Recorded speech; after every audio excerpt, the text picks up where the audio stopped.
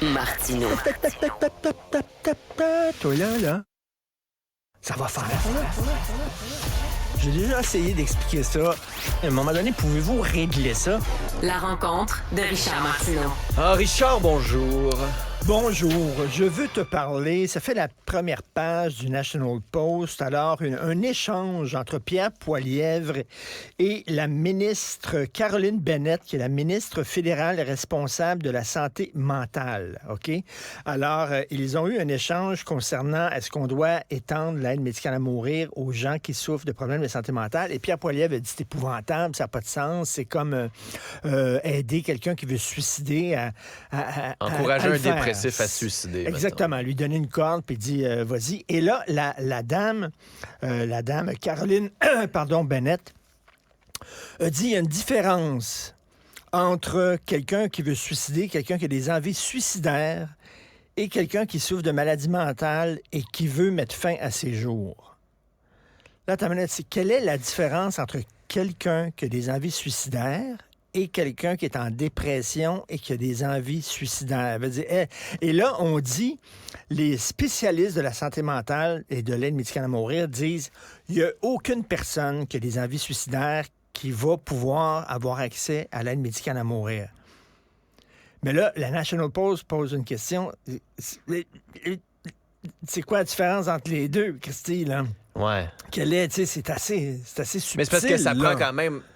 Selon, mettons, la Cour suprême, là, puis l'aide médicale à mourir, ça prend quand même des critères plus que juste vouloir mourir. Il y a une souffrance qui est irrémédiable. Mais la personne qui veut mourir, c'est parce qu'elle souffre. Oui, mais elle doit avoir une souffrance qui est irrémédiable. Il faut que tu sois capable de montrer qu'il n'y a aucun moyen d'en guérir. Mais si la personne veut se suicider, c'est parce que vraiment, pour elle, c'est le dernier recours. Oui, parce qu'elle souffre beaucoup, mais médicalement, il faut être capable de le montrer. C'est ça l'affaire. C'est que toi, mettons, tu as un cancer en phase terminale. Oui, je sais bien. Mais une souffrance psychologique, un cancer en phase terminale, tu peux vraiment le dénoter en disant qu'il y a une souffrance, c'est ça? Irrémédiable. Mais quand c'est une condition de santé mentale... Incurable. Il y a ça, il faut garder ça en tête. Puis c'est là où c'est facile de faire de la politique.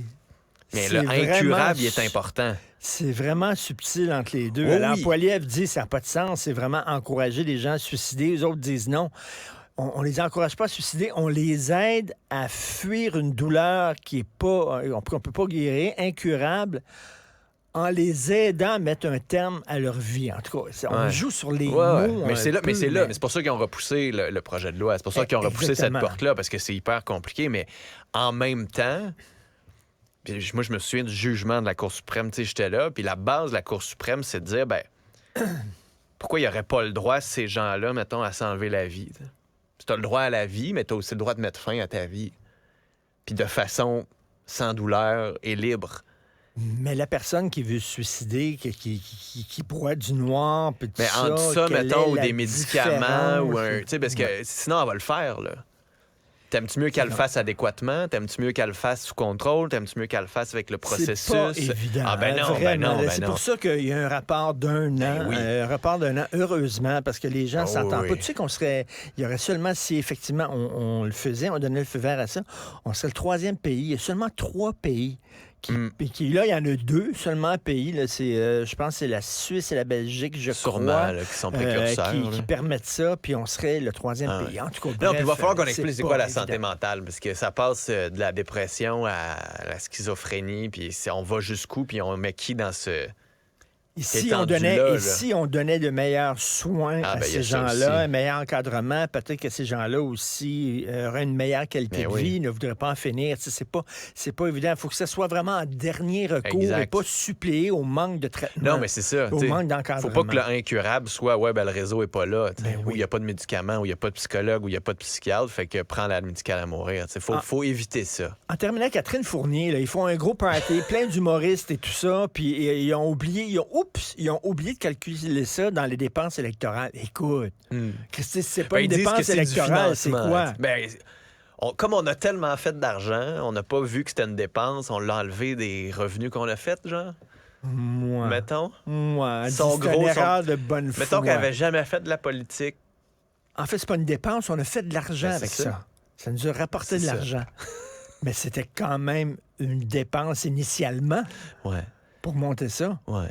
Oh, ouais. En tout cas, bref, c'est C'est un peu bizarre. Hey, je veux juste, en terminant, Tu veux nous faire rire? je veux juste, si vous avez le temps, c'est pas long, c'est 5 épisodes d'une demi-heure. Ça s'appelle Conk on Earth. C'est une série de la BBC et c'est une humoriste qui est derrière ça, qui est un faux personnage. Elle a créé un faux personnage d'intervieweuse un peu nounoune, complètement mal informée, qui rencontre de grands experts là, OK.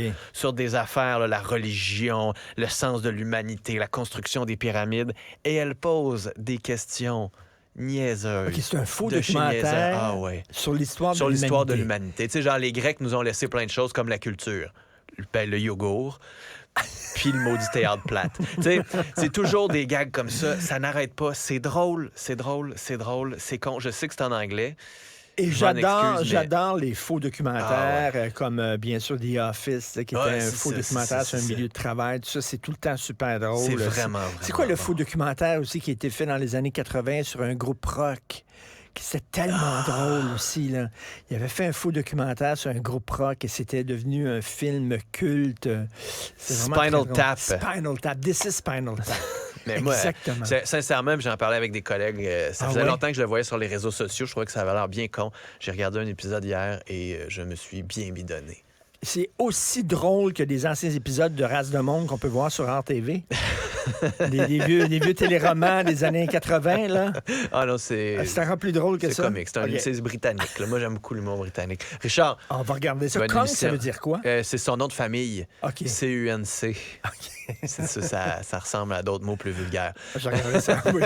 Richard, salut. Salut. Merci à Jean-François Sibel qui était derrière la console. Merci à vous. À demain.